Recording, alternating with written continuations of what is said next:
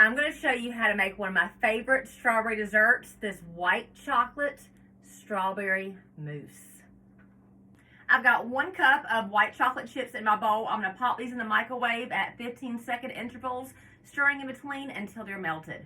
Being careful not to burn. So that chocolate is melted and I put it in the bowl of my mixer.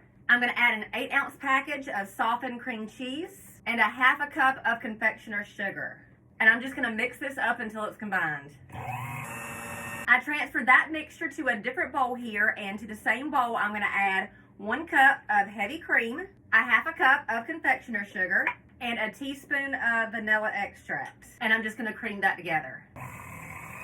My cream is all whipped up. I'm going to add this white chocolate cream mixture into here, and I'm just going to fold that in.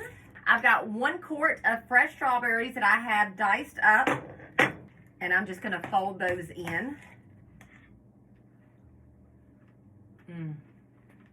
And that is so good. Now this is the mixture that we have, and you just want to divide that in between individual ramekin dishes, or as I'm using, I've got some ramekin dishes which are rather large, but I'm going to use those, and I also have some little teacups.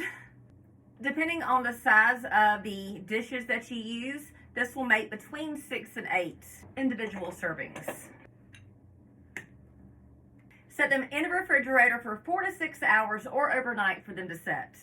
You don't have to serve them up in individual containers, ramekins, teacups, creamer dishes, but I love serving it up individual style. You can also just leave it in a bowl and scoop it out whenever you want a serving of it. It's delicious any way you serve it. All right, it has set overnight in the refrigerator and has set up, and I'm so excited to dig into this.